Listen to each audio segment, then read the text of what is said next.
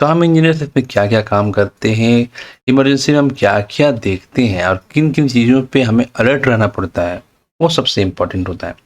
और वो चीज़ें ही मैं सबसे पहले बताता हूँ अपने लेसन्स में ताकि आप लोग के ऊपर तो साथियों आज हम इंडस्ट्रियल ट्रांसफार्मर के बारे में जानेंगे। ट्रांसफार्मर एक बहुत ही इम्पोर्टेंट चैप्टर है और इंडस्ट्री के लिए यदि आप प्रिपेयर हो रहे हो जॉब के लिए तो आपको इनके बारे में कुछ चीज़ें पता होनी चाहिए जो आपको इंटरव्यू में भी हेल्प करे और आपको जॉब में भी बहुत ज़्यादा हेल्प करे। तो हम इंजीनियर्स इसमें क्या-क्या काम करते हैं, इमरजेंसी में हम क्या-क्या देखते हैं और किन-किन चीज़ों पे हमें अलर्ट रहना पड़ता है, वो सबसे इम्पोर्टेंट होता है। और वो चीज़ें ही मैं सबसे पहले बताता हूँ अपने लेसन्स में ताकि आप लोग के ऊपर अननेसेसरी बर्डन ना पड़े। बर्डन मीन्स ऑलरेडी आप लोग पढ़ाई कर रहे हो, अब उसमें यदि मैं और भी चीज़ें आप पे थोपता चला जाऊँ कि ये करना है, वो करना है, हर घंटे वॉच करना है और इतना ध्यान रखना है, तो मुझे लगता है वो थोड़ा-सा ज़्यादा हो रहा है। तो सबसे पहले हमें केयरफुल होना चाहिए कि यदि इंडस्ट्री में काम करते वक़्त अगर इन ट्रांसफार्मर में कुछ प्रॉब्लम आ जाए तो आप क्या करोगे? ये सबसे इम्पोर्टेंट होता है। ये बकल ड्रिल आप देख रहे हो, बकल ड्रिल आपने पढ़ा है और आपने देखा है और अपने किताबों में भी इसके बारे में आपने जाना होगा। तो बकल ड्रिल हो गया, तो इन सब चीज़ों के बारे में एक छोटा-सा लेसन बना रहा हूँ और ट्रांसफार्मर इतना छोटा लेसन भी नहीं है कि मैं उसको एक ही वीडियो में कंप्लीट कर दूँ, लेकिन फिर भी आपको एक जनरल आइडिया हो जाएगा और किस-किस तरह की मेंटेनेंस में लेते हैं और कितना लेते हैं, कब-कब लेते हैं, वो सब चीज़ों के बारे में भी आपको आइडिया हो जाएगा। यदि आप फ्रेशर हैं, तो भी आपके लिए बहुत ज़्यादा हेल्पफुल है। यदि आप स्टूडेंट हैं, तो आपके लिए और भी ज़्यादा हेल्पफुल है ताकि आप आगे के लिए प्रिपेयर हो सकें। तो सबसे पहले मैं आपको बताता हूँ कि ट्रांसफार्मर में प्रॉब्लम यदि होता है, तो सबसे पहले हमारा टारगेट होना चाहिए प्लांट को बचाना, क्योंकि प्लांट में बहुत ज़्यादा प्रोडक्शन लॉस होता है। यदि ट्रांसफार्मर हमारा ट्रिप हुआ, तो सीधी सी बात है कि हमारा ये ब्रेकर ट्रिप होगा, है ना? ये ब्रेकर के थ्रू ही हमारा ट्रांसफार्मर ट्रिप होता है और इससे रिलेटेड और भी कई सारे ब्रेकर हैं, वो धीरे-धीरे बंद होने लगेंगे। तो ये प्लांट ट्रिप होता है या कोई प्रोसेस प्लांट, कोई सा भी प्लांट ट्रिप हो सकता है। तो सबसे पहले मैं आपको इसके ड्राइंग को दिखाता हूँ। स्कीमेटिक डायग्राम ये जानना बहुत ज़रूरी है। Once you know this then automatically आपको सारी चीज़ें पता होंगी, आप केयरफुल रहोगे, आप प्रिकॉशन ले पाएंगे, आपका मेंटेनेंस भी उस हिसाब से आप शेड्यूल करोगे, है ना? तो मैं आपको ड्राइंग का थोड़ा सा दिखा रहा हूँ। इन ड्राइंग्स के बारे में यदि आपको अच्छे से जानना है तो आप इस चैनल की मेंबरशिप ज़रूर लो। सबसे ज़्यादा इम्पोर्टेंट वही चीज़ें हैं और मैं अपने चैनल में जितने भी जॉनर हैं उनको इन सब चीज़ों में ट्रेंड करता हूँ, क्योंकि मुझे पता है इलेक्ट्रिकल इंजीनियर्स, इलेक्ट्रिकल टेक्नीशियंस को क्या-क्या चीज़ों की तैयारी करनी चाहिए। वो आपको जॉब के लिए भी बहुत इम्पोर्टेंट है और साथ ही साथ आपके इंटरव्यूज़ के लिए भी। तो मैं आपको यहाँ पे ये देखो सीधे-सीधे ये दिख रहा है ना, यहाँ पे क्या-क्या ट्रिपिंग है। Buckle strip, winding temperature high trip, oil temperature high trip, MOG trip. ये 4 चीज़ें मैं आज आपको बताऊंगा। ये 5वां डिजिटल रिले है, IDMT plus instantaneous over current earth fault relay.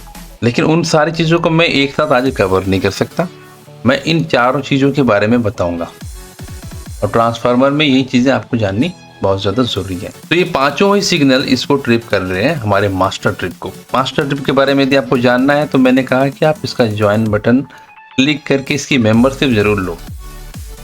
तो इससे क्या है, आपका इंडस्ट्रियल स्किल जो है बहुत तेज़ी से आगे बढ़ेगा। इसमें मैं पूरे प्लांट की ही सारी चीज़ें आपको बताता हूँ और इलेक्ट्रिकल इंजीनियरिंग से रिलेटेड आपको सारी चीज़ें कवर हो जाएंगी और 3-4 महीने में आप बहुत अच्छा एक्सपीरियंस गेन कर लोगे। ये एक ऑनलाइन अप्रेंटिस ही है यार।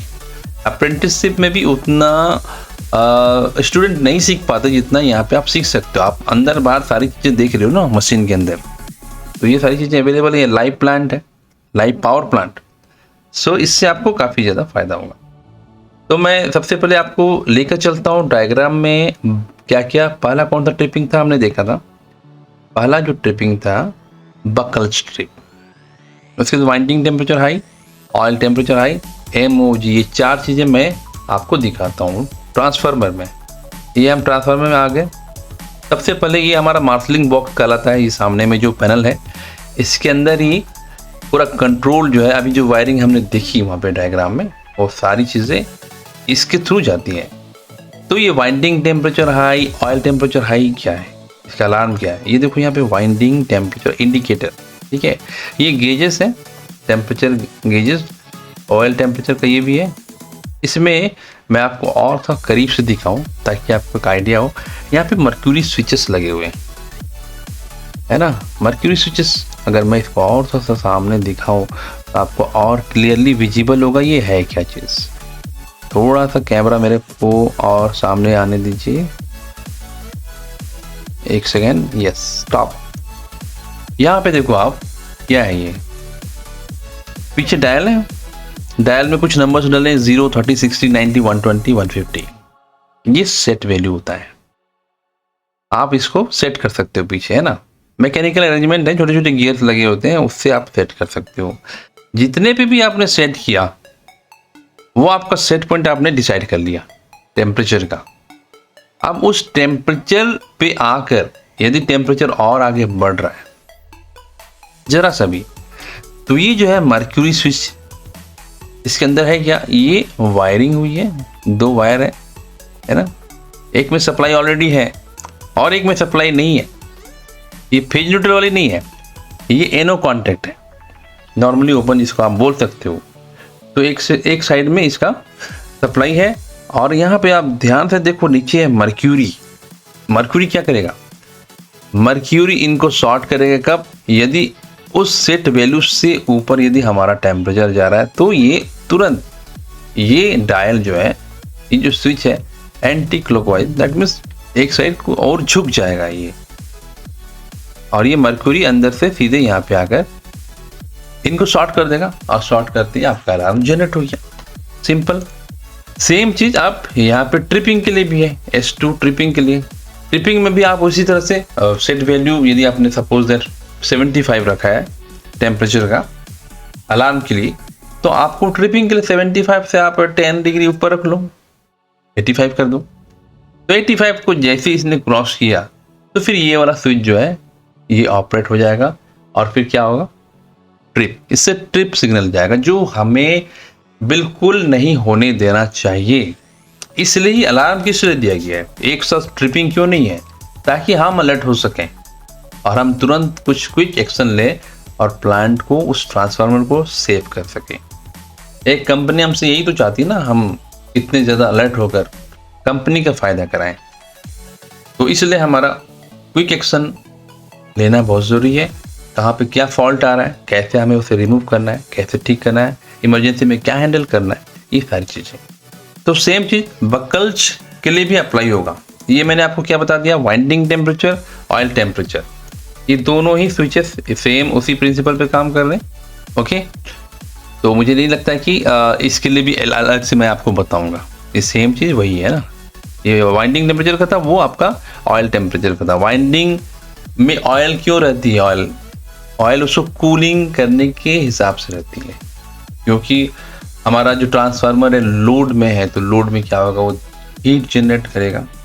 तो हीट तो किसी भी इक्विपमेंट के लिए अच्छी नहीं है, तो उसके अंदर जो ऑयल फिल किया हुआ है वो क्या करता है, उसको कूलिंग दे रहा है, ठीक है। लेकिन वाइंडिंग यदि एक्सेस गर्म हो रही है तो फिर ऑयल भी गर्म होने लगेगा ना, तो वाइंडिंग से तो नीचे ही रहेगा ऑयल का टेम्परेचर।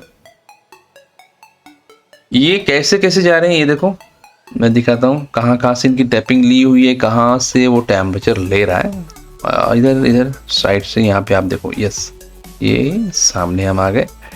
ये देखो एक ऑयल के लिए चला गया और एक वाइंडिंग के लिए चला गया, है ना। तो इसके अंदर सेंसर लगे हुए हैं।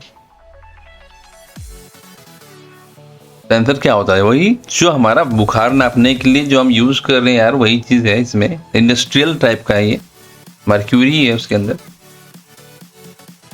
तो ये कोई बहुत बड़ा रॉकेट साइंस नहीं है, और इसमें स्विचेस हैं और पीछे का मैकेनिज्म है जिसके थ्रू हम सेट वैल्यू जब रखते हैं तो उसको पार करने के बाद वो या तो अलार्म जनरेट करेगा या फिर ट्रिप।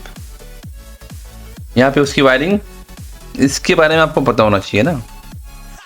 अब हम क्या देखेंगे, वाइंडिंग हो गया हमारा, देन ऑयल टेम्परेचर हो गया, और एक क्या चीज़ था, बकल्स पे चलते हैं। ये रहा बकल्स, थोड़ा और सामने से चलते हैं। ये बकल्स रिले है, इसका प्रिंसिपल तो और भी आसान है, बिल्कुल आसान है। ये कैसे काम करता है, मैंने आपसे क्वेश्चन भी किया था कि बकल्स अलार्म यदि आपको आया और आप प्लांट में हो, सडनली बकल्स अलार्म आया, पैनल में ही आएगा, ऐसे नहीं कि ट्रांसफार्मर के अगल बगल में आएगा, वो इसका जो रिलेटेड पैनल है वहाँ पे ही आएगा, एचटी पैनल होगा वो, और साउंड भी करेगा। अलार्म जनरेट जब होगा तो साउंड भी करेगा। तो उस समय आपको क्या एक्शन लेना चाहिए, और काफ़ी लोगों ने आंसर दिए लोड कम करने का। लोड मैं कम करूँगा तो क्या बकल चला जाएगा? नहीं ना। सो हमें यहाँ पे क्या एक्शन लेना है, मैं उसके बारे में डिस्कस करूँगा, आपको बताऊँगा। इसके बारे में जानू ये क्या है। ऊपर कंजर्वेटर टैंक है, ये आपको पता ही है ना, और ये हमारा नीचे ट्रांसफार्मर टैंक, और दोनों के बीच में ये है बकल्स रिले।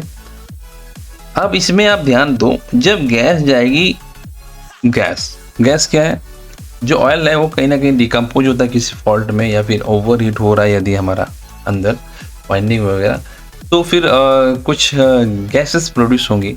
वो गैस तो ऊपर की ओर उठेगी, तो जैसे ये लाइन से जाना चाह रही है वो तो ऊपर की ओर, तो कंजर्वेटिव टैंक ही है। लेकिन उसके बीच में एक ये जो बकल्स रिले है, वहाँ पे हो क्या रहा है वो मैं आपको एनिमेशन के थ्रू दिखाता हूँ। ये है हमारा बकल्स रिले। सेम चीज देखो यहाँ पे, फ्रॉम ट्रांसफार्मर टैंक, और ये टू कंजर्वेटिव टैंक है ना, ये पाइपलाइन है, और ये हमारा बकल्स रिले है। यहाँ पे मैंने स्विचेस दिए हैं 2, अलार्म के लिए और एक ट्रिप के लिए, लेकिन दोनों में भी कांटेक्ट नहीं बना है। हो सकता है ये स्विचेस जो इसके अंदर ही हो, ये फ्लोट है, ये दोनों फ्लोट है, फ्लोट स्विच सुना होगा ना आपने, तो ये एक फ्लोट ही है। तो या तो ये स्विच अंदर भी हो सकते हैं, या फिर इस तरह का भी अरेंजमेंट हो सकता है। ओके, आप कॉन्सेप्ट समझोगे तो फिर आपको ये winding, temperature, high, alarm, trip, ये सारी चीज़ें पता चलेंगी। स्विचेस के बारे में ही आपको जानना है, पूरी इंडस्ट्री में स्विचेस का ही रूल है, और इन्हीं के बारे में ही मैं आपको बताता हूँ। तो यहाँ पे देखो अब क्या हो रहा है, गैसेस प्रोड्यूस हो रही है, ये गैस है, गैस बन रही है। गैस यहाँ नहीं जाकर इधर जाएगी, जाहिर सी बात है, क्योंकि ये इस तरह से आई, ठीक है। तो ये सबसे पहले तो यहाँ पे ओपन पाथ देख कर ये ऊपर की ओर जाएगी, यहाँ पूरा ऑयल है, ऑयल ही भरा हुआ है। लेकिन अब जब गैस ऊपर की ओर यहाँ पे अक्यूमुलेट होने लगी तो होगा क्या, लिक्विड यहाँ रह पाएगा नहीं, लिक्विड नीचे की ओर आएगा, और एक समय ऐसा आएगा कि इस तरह से नीचे आ गया। तो ये स्विच हमारा ऑपरेट हो गया, ये कॉन्टैक्ट बन गया, और इसके थ्रू अलार्म चला गया। सिंपल। अगर मैंने यहाँ पे एक्शन नहीं लिया तो होगा क्या कि उसके बाद ये लेवल और थोड़ा सा डाउन जाएगा, क्योंकि गैसेस और भी ज़्यादा भर रही है, और ये ट्रिप सिग्नल चला गया हमारा ब्रेकर में। कहाँ जाएगा, किस ब्रेकर में जाएगा, वो इस ब्रेकर में जाएगा। तो ये ब्रेकर है, ये बहुत इंपॉर्टेंट ब्रेकर होता है, ट्रांसफार्मर ब्रेकर, एचटी ब्रेकर। जो लोग भी यहाँ पे क्लासेस ले रहे हैं उनको पता है इनके बारे में हमें कैसे जानना है, कैसे इनके ड्राइंग्स को हमें रीड करने आना चाहिए, ताकि मैं एग्जैक्ट फॉल्ट का पता लगा सकूं। ओके, तो इस ब्रेकर को भी मैं ज़रा सा खोल के आपको दिखा देता हूँ। अगर आपको बहुत डीप जाना है तो आपको मैं फिर से बोल रहा हूँ, आप इसका ज्वाइन बटन ज़रूर लेना, मेंबरशिप लो, और आप इसके बारे में और ज़्यादा प्रोफेशनल चीज़ें जानेंगे। ड्राइंग से रिलेटेड यदि कोई भी चीज़ है तो वो आपको ज्वाइन बटन एक्टिवेट करने के बाद ही मिलेंगी, और उसमें काफ़ी सारी चीज़ें आपको प्रीमियम टाइप की मिलेंगी। ये देखो, ये ब्रेकर किस टाइप का है, ये भी लाइव ही है, ये हम लोग प्रोफेशनल हैं, we are the professional engineer. So हम लोग यानी और इस पर कुछ काम चल भी रहा था, तो ये डोर ओपन ही था। ये देखो पीछे बस दिख रही है, नज़र आ रही है आपको, यहाँ पे है इसका 6600 वोल्ट, करेक्ट, स्पेस हीटर। तो बहुत सारी चीज़ें इसमें आपको और जाननी है। मैं छोटा सा वीडियो बना रहा हूँ, इसलिए मैं आपको ज़्यादा चीज़ें नहीं बता रहा हूँ।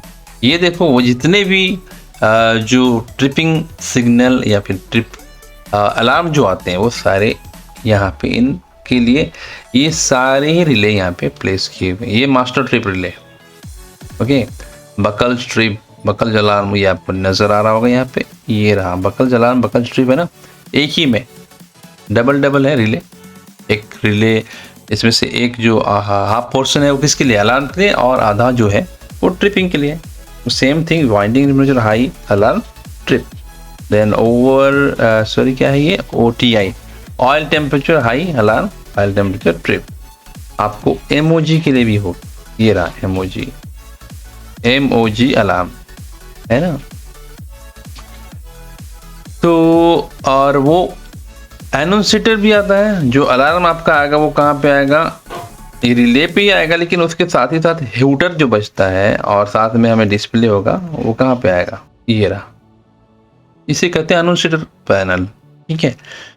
तो ट्रिप भी होगा तो भी यहाँ पे अलार्म आता है, और अलार्म जो आता है उसके हिसाब से भी उस वक्त यहाँ पे अलार्म तो आएगा ही आएगा, और हूटर बजता है काफ़ी तेज साउंड से, ताकि पता चले कि हाँ कुछ तो भी अलार्म आया हुआ है। यदि आपको इनको चेक करना है, टेस्ट करना है कि मेरे ये सारे लाइट्स काम कर रहे हैं या नहीं, हमारा हूटर काम कर रहा है या नहीं, तो यहाँ पे एक टेस्ट बटन भी होता है। टेस्ट बटन यदि आप दबाओगे तो ये पूरा जो है एनोंसिएटर पैनल ये ग्लो करेगा और साथ ही हूटर भी बजेगा। इससे आप चेक कर सकते हो कि हाँ मेरा ये एनोंसिएटर पैनल बिल्कुल करेक्ट है, सही काम कर रहा है। यहाँ लोकल रिमोट का स्विच दिख रहा है, यहाँ पे आपका ट्रिप का है, देन क्लोज का है, ये इतने सारे इंडिकेशंस लैम्प दिख रहे हैं। इनके बारे में जानना है तो फिर आप कमेंट में लिखो और साथ में ज्वाइन बटन दबाओ, आप सारी चीज़ें बहुत ही अच्छे से जान पाओगे। हम लोग आगे चलते हैं, और इसमें जानने का क्या था, एक एमोजी था, यस एमोजी में लेकर चलता हूँ आपको। एमोजी क्या है, एमोजी, अच्छा उससे पहले मैं आपको ये बताता हूँ कि उस वक्त आप क्या करोगे जब बकल रिले आया। कुछ नहीं करना है आपको, सीधे सीधे आप आइए ट्रांसफार्मर के पास, सीधे ट्रांसफार्मर के पास आइए, और बकल रिले से ये 2 पाइपलाइंस कनेक्ट हैं, ये दिख रहा है, इनके सामने पहुंच जाइए और ये जो है इनको ओपन कर दीजिए। ये वाल्व्स है, ठीक है, और ये अभी बंद किया हुआ है, इसमें डमी लगाई हुई है, बंद किया हुआ है, इनको भी ओपन कर दीजिए। और उसके बाद फिर इसको वाल्व को ओपन कीजिएगा तो फिर ये रिलीज हो जाएगा, अंदर की गैस बाहर आ जाएगी, और हमारा जो वो स्विच था जिसके थ्रू अलार्म जा रहा था वो रीसेट हो जाएगा। उसके बाद भी कंटिन्यू यदि बार बार आ रहा है कंटिन्यू अलार्म, तो आपको चेक करना है कि कोई और मेजर फॉल्ट तो नहीं है। अगर ये एक बार में ठीक हो जाता है उसके बाद अलार्म नहीं आता, देन नो प्रॉब्लम, आपको और चिंता करने की ज़रूरत नहीं है। तो ये इमरजेंसी में आप क्या करोगे, आप यहाँ पर आके इनको ओपन करेंगे और यहाँ से गैसेस को निकाल देंगे। अब मैं आपको ले चलता हूँ एमओजी। ये एमओजी, एमओजी का मतलब क्या है, magnetic oil. MOG magnetic oil gauge, no. बहुत सारे वीडियो लेसन्स में मैंने देखा है इसको मैग्नेटिक ऑयल गेज कहते हैं, बट वाई, इसका पर्पस क्या है। अगर आपको देखकर ही समझ में आ रहा है कि कंजर्वेटर में जो टैंक है अगर वो खाली हो गया, एम्प्टी हो गया, तो क्या होगा, तो हमारा ट्रांसफार्मर की कूलिंग जो है उस पर इफेक्ट पड़ेगा। हमारा ये कंजर्वेटर टैंक में ऑयल का परसेंटेज कम से कम, आप ये कम से कम 40% 30% तो होना ही चाहिए, है ना।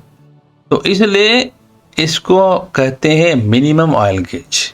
मिनिमम ऑयल गेज, यदि इसका ऑयल बिल्कुल डाउन चला गया तो अलार्म आएगा, और एक सर्टेन टाइम के बाद, एक सर्टेन लेवल के बाद आपको वो ट्रिप भी कमांड देगा, दैट मीन्स अपने ट्रांसफार्मर फीडर को। तो यहाँ पे भी स्विचेस है, तो इसका भी आपको मैं दिखा रहा हूँ स्कीमेटिक डायग्राम में।